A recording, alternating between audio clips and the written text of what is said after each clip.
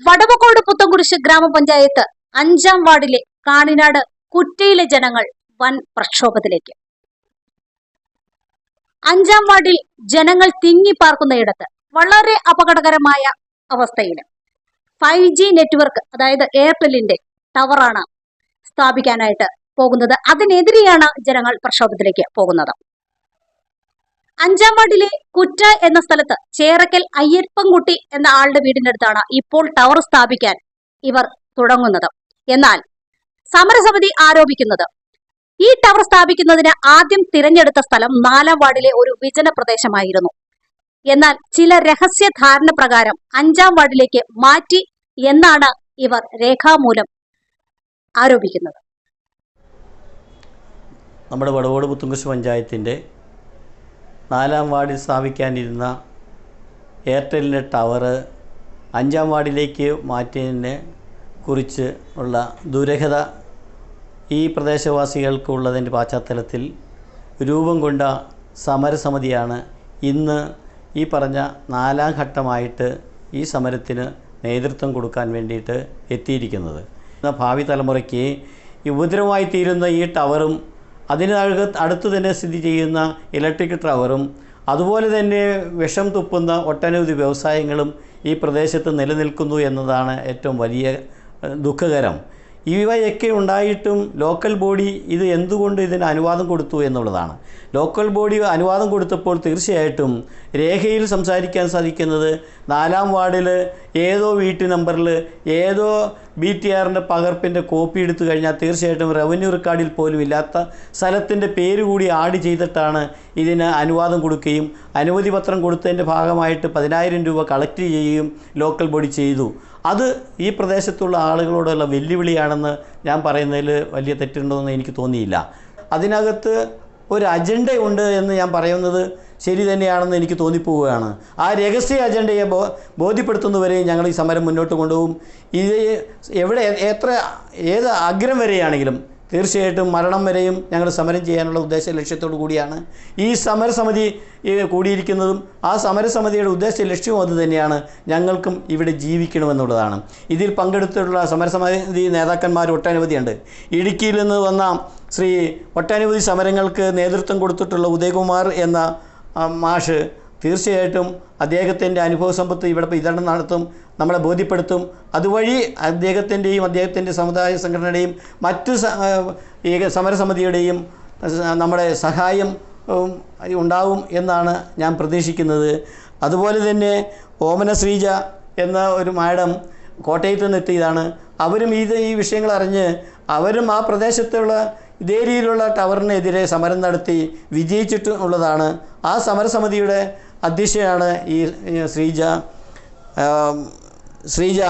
അതുകൊണ്ട് തീർച്ചയായിട്ടും അവരെയൊക്കെ കൂടി ഞങ്ങൾക്ക് സഹായം പിന്തുണയും നൽകുന്നു. റസൽ ജോയി മുല്ലപ്പെരിയാർ ഡാമിൻ്റെ അവസ്ഥ പരിഹരിക്കണമെന്ന് പറഞ്ഞുകൊണ്ട് സുപ്രീം കോടതിയിൽ വരെയും കേസും കൊടുത്തിട്ട് സ്വന്തം കയ്യിൽ നിന്ന് പണവും വാരി എറിഞ്ഞ് തീർച്ചയായിട്ടും ഈ പറഞ്ഞ ലക്ഷക്കണക്കിന് ആളുകളുടെ ജീവനും സ്വത്തിനും സംരക്ഷണം നൽകാൻ വേണ്ടി തുനിഞ്ഞിട്ടുള്ള ഒരു അഡ്വക്കേറ്റാണ്.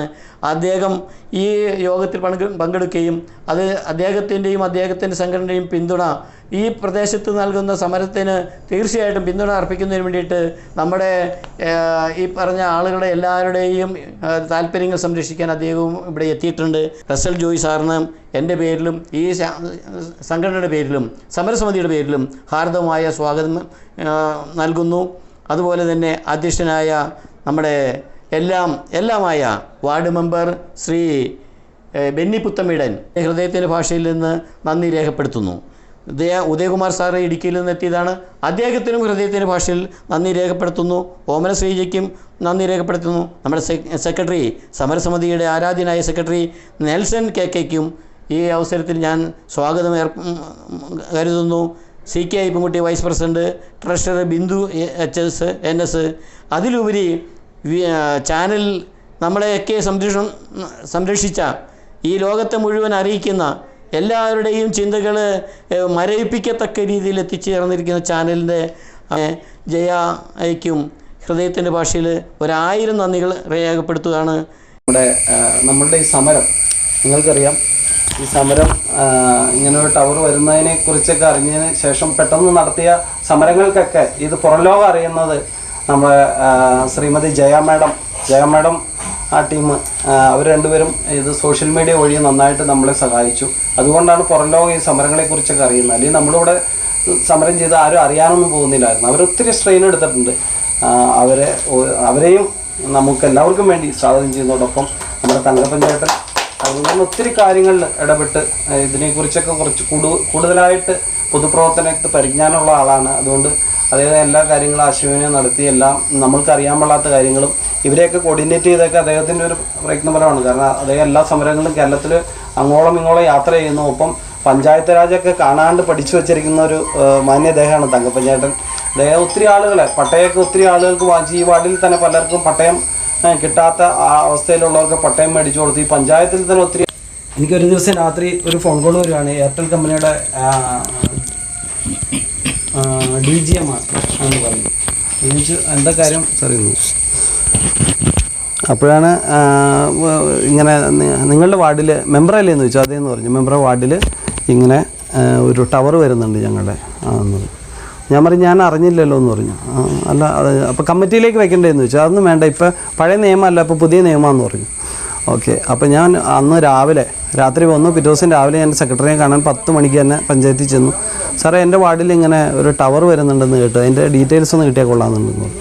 അപ്പോൾ സെക്രട്ടറി എന്നോട് പറഞ്ഞു ബെന്യൂമ്പ്ര വാർഡിലല്ല അത് വരുന്നത്, പിന്നെ ബെന്യൂമ്പ്ര എന്തിനാണ് ടെൻഷൻ അടിക്കുന്നത്, അത് 4-ാം വാർഡിലാണ് വന്നതെന്ന് പറഞ്ഞു. ഞാനും കൂടി തിരിച്ചു പോകുന്നു. അടുത്ത ദിവസം പിന്നെ എനിക്ക് കോൾ വരികയാണ്, ഇങ്ങനെ 5-ാം വാർഡിൽ തന്നെയാണ് വന്നെ, കാണിനാട് സുന്ദരിമുക്ക് കഴിഞ്ഞുള്ള ഏരിയ ആണ്, ഇന്ന ആളുടെ പറമ്പാന്ന് പറഞ്ഞു. കാളിക്കുട്ടി ചന്ദ്രൻ എന്ന് പറഞ്ഞ ആപ്ലിക്കൻ്റെ പേരെന്ന് പറഞ്ഞു. അപ്പോൾ ഞാൻ പിന്നെ ചെന്ന് കഴിഞ്ഞപ്പോൾ ഞാൻ അന്ന് ബിന്ദുവിനോട് വൈകിട്ട് ബിന്ദുവിനെയാണ് ആദ്യം വിളിക്കുന്നത്. നമ്മൾ നാട്ടുകാരെ അറിയിച്ചോ ഒരു അപകടം വരുന്നുണ്ടെന്ന് പറഞ്ഞു. അപ്പോൾ പിന്നെ ഇതെന്താ ചെയ്യണതെന്ന് ബിന്ദുവിനറിയില്ല. അപ്പോൾ ഞാൻ പറഞ്ഞു തങ്കപ്പഞ്ചാരനെ ഒന്ന് വിളിക്ക്, കാര്യങ്ങൾ ചോദിക്കുക, ഇങ്ങനെ ഒരു പ്രശ്നമുണ്ടെന്ന് പറഞ്ഞു. അപ്പോൾ തെറ്റിദ്ധരിപ്പിച്ചാണ് നമ്മളിത് ഈ വാർഡിൽ ഇത് കൊണ്ടുവരുന്നത്. അതാണ് ഏറ്റവും വലിയ സാധാരണ ഇത് ഇന്നലത്തെ പഞ്ചായത്ത് കമ്മിറ്റിയിൽ ഇതിനെക്കുറിച്ചൊക്കെ ഭയങ്കര വിമർശനം ഉണ്ടായി. ഒരു അപേക്ഷ വന്നു കഴിഞ്ഞാൽ അത് പഞ്ചായത്ത് മെമ്പർമാർ പലരും പോലും അറിഞ്ഞിട്ടില്ല.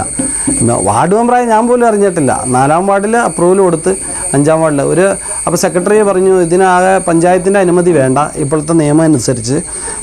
അതൊക്കെ ജോയ് സാറ് പറയും, കാരണം എനിക്ക് ഇപ്പോഴത്തെ അതിൻ്റെ ടവറിൻ്റെ നിയമം എന്തൊക്കെയാണെന്ന് നമുക്കറിയില്ല. പക്ഷേ സെക്രട്ടറി പറഞ്ഞത് ഇപ്പോൾ കളക്ട്രേറ്റിൽ നിന്നാണ് അനുമതി കൊടുക്കുന്നത്, നമുക്കൊരു ഇൻറ്റിമേഷൻ വരുള്ളൂ പഞ്ചായത്തിന്. ഇൻറ്റിമേഷൻ തന്നു കഴിഞ്ഞാൽ 10,000 രൂപ പഞ്ചായത്തിലേക്ക് അടപ്പിക്കും. അത് കഴിഞ്ഞ് ടവർ പണി കഴിഞ്ഞ് കഴിഞ്ഞാൽ നമ്മൾ ഇതിൻ്റെ നമ്പർ ഇട്ട് കൊടുക്കണം. അത്രയാണ് നമുക്കുള്ള ഇതുള്ളൂ. അത് നമ്മൾ 30 ഡേയ്സിനുള്ളിൽ നമ്മൾ കൊടുത്തിരിക്കണം, കമ്പൽസറിയാണ്. അതാണ് ഇപ്പോഴത്തെ നിയമം. നേരത്തെയൊക്കെ പഞ്ചായത്ത് കമ്മിറ്റിയിൽ അപ്രൂവൽ വെച്ച് വാർഡ് മെമ്പറേയും കമ്മിറ്റിയുടെയൊക്കെ അംഗീകാരം വേണമായിരുന്നു. ഇപ്പോൾ ആ നിയമം എടുത്തു കളഞ്ഞു എന്ന് പറഞ്ഞു.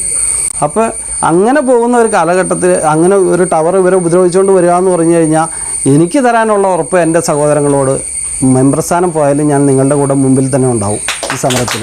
ഒരു സ്വകാര്യ വ്യക്തിയുടെ സ്ഥലത്ത് ടവറിന് അനുമതി കൊടുത്തപ്പോൾ അവിടെ ആരും തന്നെ അറിഞ്ഞോ അല്ലെങ്കിൽ ആരോട് ഇതിന് അനുവാദം ചോദിച്ചിരുന്നില്ല. അപ്പം ഒരു കുഴിയെടുക്കുന്ന കണ്ടുകൊണ്ട് പരിസരവാസികൾ ഇതുപോലെ തന്നെ മുറ്റത്ത് തന്നെയാണ് വന്നിരിക്കുന്നത്. ആ വ്യക്തി തന്നെ ചെറിയ ഫ്ലോട്ടായിട്ട് 10 സെൻറ്റും 5 സെൻറ്റും 3 സെൻറ്റും ചേർന്ന് കൊടുത്ത് വീതം വെച്ച് ഓരോരുത്തർക്ക് വിറ്റേക്കുന്ന ഒരു സ്ഥലമാണ്. അദ്ദേഹത്തിൻ്റെ ഏറ്റവും അറ്റത്താണ് ഈ സ്ഥലം വന്നേക്കുന്നത്. അപ്പോൾ കുഴിയെടുത്തപ്പോൾ എന്താ പരിസരവാസികൾ എന്നിട്ട് ചോദിച്ചു ഇതെന്തിനാണ് കുഴിയെടുക്കുന്നത്. അപ്പോൾ അവരെ ഓർത്ത് വെട്ടുകല്ലെടുക്കാനായിരിക്കും. എന്നാലും അത് പ്രശ്നമുള്ള പൊടികളൊക്കെ വരുമല്ലോ. കൊച്ചു പിള്ളേരുണ്ട്, പ്രായം ചെന്നവരുണ്ട്, ശ്വാസം മുട്ടലും മറ്റുള്ള അസുഖങ്ങളുള്ള ആളുകളുണ്ട്, ചെവിയാക്കാൻ പാടില്ല, സംസാരശേഷി ഇല്ലാത്തവരുണ്ട്. അപ്പോൾ അങ്ങനെ ഒരു പ്രദേശമാണത്. അപ്പോൾ അവർ പറഞ്ഞു അപ്പോൾ നിങ്ങളിതൊന്നും അറിഞ്ഞില്ല, ഇതൊരു ടവർ വരാൻ പോവുകയാണ്, ഇത് അല്ലാണ്ട് കല്ല് വെട്ടാനല്ലെന്ന് പറഞ്ഞ്. അപ്പോൾ ടവറോ എന്ത് ടവർ, കാരണം ആ ഒരു പ്രദേശം അങ്ങനെയാണ്, ഇതുമായിട്ട് അങ്ങനെ വലിയ ബന്ധമില്ലാത്തൊരു ആൾക്കാരാണ്. അപ്പോൾ ചോദിച്ചു എന്ത് ടവറാണെന്ന് ചോദിച്ചു. ടവറെന്ന് ചോദിച്ചാൽ പറഞ്ഞ് നമ്മുടെ മൊബൈലിലൊക്കെ നമുക്ക് റേഞ്ച് കിട്ടണമെന്നുണ്ടെങ്കിൽ ഈ ടവർ വേണം, മൊബൈൽ അത് പറഞ്ഞു തീർന്നില്ല. കുറച്ച് കഴിഞ്ഞപ്പോഴത്തേക്ക് എൻ്റെ കമ്പനിയുടെ ആൾക്കാർ വന്ന് അപ്പോൾ അവർ JCB മറ്റൊരു സാധനങ്ങളായിട്ട് വന്നു കഴിഞ്ഞപ്പോഴത്തേക്ക് ഞങ്ങളെല്ലാവരും കൂടി തടഞ്ഞു. ഞങ്ങൾ റോഡിൻ്റെ അവിടെ തന്നെ തടഞ്ഞിട്ട് പറഞ്ഞു ഇങ്ങോട്ട് കയറാൻ വരട്ടെന്ന് പറഞ്ഞ്. എന്താണ് നിങ്ങൾ? അപ്പോൾ ഞങ്ങളെ കോൺട്രാക്ടർ പണി ഏൽപ്പിച്ച് ഞങ്ങൾക്കത് ചെയ്തേ പറ്റുള്ളൂ. ഞങ്ങൾക്ക് ജനങ്ങൾക്ക് ആവശ്യമാണെങ്കിലല്ലേ ഞങ്ങൾക്കത് വേണ്ടൂ. വികസനത്തിന് ഇവിടെ ആരും എതിരല്ല. ഞങ്ങളൊരു സംഘടനയുടെ ആൾക്കാരോ ജനങ്ങളോ ഒരാൾ എതിരല്ല. പക്ഷേ ജനങ്ങൾക്ക് വിപത്തുണ്ടാകുന്ന രീതിയിൽ, ജനങ്ങൾക്ക് ബുദ്ധിമുട്ടുണ്ടാകുന്ന രീതിയിൽ ഏതൊരു വികസനം വന്നാലും അത് തടയുക എന്നുള്ളത് നമ്മുടെ കർമ്മം തന്നെയാണത്. അതനുസരിച്ച് കൊടുത്തു. പരാതികളെല്ലാം നിരന്തരം അങ്ങനെ പല സ്ഥലങ്ങളിലേക്ക് പോയി ഞങ്ങളൊരു പ്രക്ഷോഭണ ജാഥ നടത്തി. പഞ്ചായത്തിൻ്റെ ഒരു അനുമതി, ഇപ്പോൾ സാറിനെ വിളിച്ച് പറഞ്ഞ പോലെ പഞ്ചായത്തിൻ്റെ ഒരു അനുമതി ഇല്ലാതെ ഈ സാധനം അവിടെ ചെല്ലുമല്ലോ സാറേ. അത് പഞ്ചായത്തല്ലേ തീരുമാനിക്കണം ഇത് വേണോ വേണ്ടേ. അവിടുത്തെ ജനങ്ങളുടെ സുരക്ഷ നോക്കുന്ന പഞ്ചായത്താണ്. അങ്ങനെ ഇത് ജനകീയ സമരം മാത്രമല്ല, ഇത് നമ്മുടെ ഓരോ വ്യക്തികളുടെയും നമ്മുടെ അവകാശത്തിന് വേണ്ടിയാണ്. നമ്മൾ ജനിച്ച മണ്ണിൽ ജീവിക്കുന്നതിന് വേണ്ടി ഒരു അവകാശം സമരമായിട്ടും എടുത്തുകൊണ്ട് നിങ്ങൾ ഈ സമരത്തെ ഏറ്റെടുക്കുക. അതോടൊപ്പം തന്നെ ഞങ്ങളും കൂടെ പ്രവർത്തിക്കുന്നതായിരിക്കും പറഞ്ഞുകൊണ്ട് ഇന്ത്യയിലൊരു ഭരണഘടനയുണ്ട്. അംബേദ്കർ ജി ഉണ്ടാക്കിയ ഭരണഘടനയാണത്. ഈ ഭരണഘടനയിൽ പറയുന്നത് എന്താണ്? സുപ്രീം കോടതി സുപ്രീമാണെന്നല്ല, ഹൈക്കോടതി ഹൈക്കോടതിയാണെന്നല്ല, കളക്ടർ വലിയ അധികാരിയാണെന്നല്ല. ഈ ഭരണഘടനയിൽ പറയുന്നത് പൗരനാണ് എല്ലാ അധികാരിയും എന്നാണ്. സിറ്റിസണാണ് ഏറ്റവും വലിയ അധികാരി എന്നാണ്. ഭരണഘടനാ വിരുദ്ധമായി സുപ്രീം കോടതിയോ ഹൈക്കോടതിയോ ഒരു ഡിസ്ട്രിക്ട് കളക്ടറോ എന്തെങ്കിലും ചെയ്താൽ അത് തെറ്റാണ് എന്ന് പറയാനും, ഭരണഘടനാ വിരുദ്ധമായ കാര്യങ്ങൾ ചെയ്തതിന് ഏതാണോ ആ ഉദ്യോഗസ്ഥൻ അയാളെ പ്രോസിക്യൂട്ട് ചെയ്ത് ശിക്ഷിക്കാനും അയാൾക്കെതിരെ വിധി പ്രസ്താവിക്കാനും പൗരന് അവകാശമുണ്ട് എന്ന് നിങ്ങൾ തിരിച്ചറിയണം. ഇപ്പോൾ ഒരു ഡിസ്ട്രിക്ട് കളക്ടർക്കെതിരെ ഭരണഘടനാ വിരുദ്ധമായിട്ടൊരു നിലപാട് സ്വീകരിക്കുന്ന ഡിസ്ട്രിക്ട് കളക്ടർക്കെതിരെ ഒരു കൂട്ടായ്മയ്ക്കോ ഒരു സിറ്റിസണോ ഒരു വിധി പ്രഖ്യാപിക്കാം.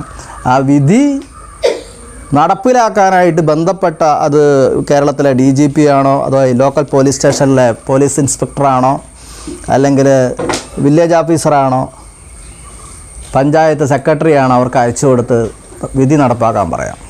ഇതാണ് ഭരണഘടന പറയുന്നത്.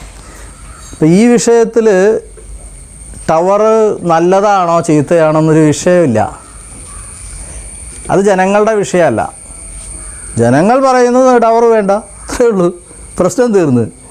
മനസ്സിലായില്ലേ? ഞങ്ങൾക്കിവിടെ ടവർ വേണ്ട എന്ന് നിങ്ങൾ പറഞ്ഞാൽ നിങ്ങൾക്ക് വേണ്ട. അത് നല്ലതാണോ ചീത്തയാണോ എന്ന് ആരെ ബോധ്യപ്പെടുത്താൻ പോകുന്നത്? ആരെ ബോധ്യപ്പെടുത്തേണ്ട കാര്യമില്ല. നമുക്കിവിടെ ടവർ വേണ്ട, അത്രേ ഉള്ളൂ. അപ്പം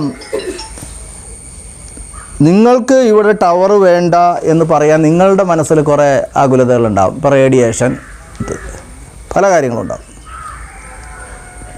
ഇതിനേക്കാൾ ഉപരി വേണ്ട എന്ന് പറയാനുള്ളൊരു സ്വാതന്ത്ര്യമുണ്ട് നിങ്ങൾക്ക്. ഞങ്ങളുടെ പ്രദേശത്ത് മെമ്പർ ഇവിടെ ഇരിക്കുന്നു. ഞങ്ങളുടെ പ്രദേശത്ത് ഈ ടവർ വേണ്ട എന്ന് പറയാനുള്ള, എത്ര നല്ലതാണെങ്കിലും എത്ര കൊള്ളൂല്ലെങ്കിലും വേണ്ട എന്ന് പറയാനുള്ളൊരു സ്വാതന്ത്ര്യം നമുക്കുണ്ട്. അത് ഹനിക്കുന്ന യാതൊന്നും പഞ്ചായത്തിനോ ഡിസ്ട്രിക്ട് കളക്ടർക്കോ മറ്റധികാരികൾക്കോ ചെയ്യാൻ പറ്റത്തില്ല.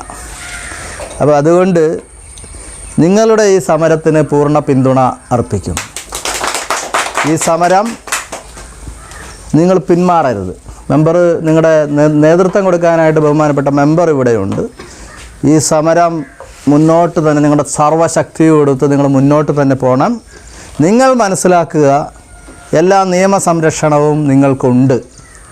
പിന്നെ എൻ്റെ ഭാഗത്തു നിന്ന് എന്തെങ്കിലും സഹായം ഈ സമരസമിതിക്ക് ആവശ്യമുണ്ടെങ്കിൽ അതും ഞാൻ വാഗ്ദാനം ചെയ്തുകൊണ്ട് ഈ സമരം ഉദ്ഘാടനം ചെയ്തതായിട്ട് അറിയിച്ച് ഞാൻ അവസാനിപ്പിക്കുന്നു.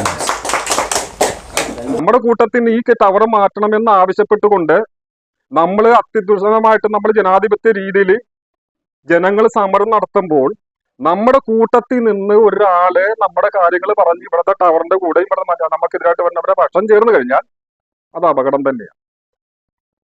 അപ്പൊ അത് നോക്കാതെ ജനങ്ങൾ, സാധാരണപ്പെട്ട ജനങ്ങളാണ് ഈ ടവർ ഇവിടെ നിന്ന് മാറ്റാൻ വേണ്ടി മാത്രം ഒരു സാധനം വെച്ചുകൊണ്ട്, ഇപ്പൊ വാർഡ് മെമ്പർ ഉള്ളപ്പോൾ നമുക്ക് 100% നമുക്ക് വിജയിപ്പിക്കാൻ സിമ്പിളായിട്ട് നമുക്ക് നടക്കും. കയ്യെടുത്ത പോസ്റ്റുകളോ അല്ലെ പ്രിന്റഡ് പോസ്റ്റുകളോ അതൊക്കെ ഒട്ടിച്ച് ഇതിങ്ങനെ ഒരു വിഷയം ഇവിടെ നിലയ്ക്കുന്നുള്ളത് ഇവിടുത്തെ കുറ്റാന്വേഷണ വിഭാഗങ്ങളെ, പോലീസ് ഉൾപ്പെടെ അടങ്ങുന്നവരെ, ഇന്റലിജൻസിനെ, അതുപോലെ സ്പെഷ്യൽ ബ്രാഞ്ച് പോലീസിനെ അവർക്ക് മനസ്സിലാക്കി ഇത് പ്രശ്നം തന്നെ കേട്ടോ, അവിടെ ടവർ വന്നു കഴിഞ്ഞാൽ ജനങ്ങൾ പ്രശ്നം ഉണ്ടാകാൻ സാധ്യതയുണ്ട് എന്നുള്ള റിപ്പോർട്ട് ഇവിടെ നിന്ന് പോകാൻ വേണ്ടിയുള്ള കാര്യങ്ങൾക്ക് വേണ്ടി നമ്മൾ കുറെ കാര്യങ്ങൾ അങ്ങോട്ട് ചെയ്യുക. സമരം ശക്തിപ്പെടുത്തുമെന്നും ലക്ഷ്യം പൂർത്തീകരിക്കും വരെ ഒറ്റക്കെട്ടായി നിൽക്കുമെന്നും പറഞ്ഞ് യോഗത്തിന് കൃതജ്ഞത അർപ്പിച്ചുകൊണ്ട് സമരസമിതി സെക്രട്ടറി നെൽസൺ കൃതജ്ഞത പറഞ്ഞു. യോഗം അവസാനിപ്പിച്ചു.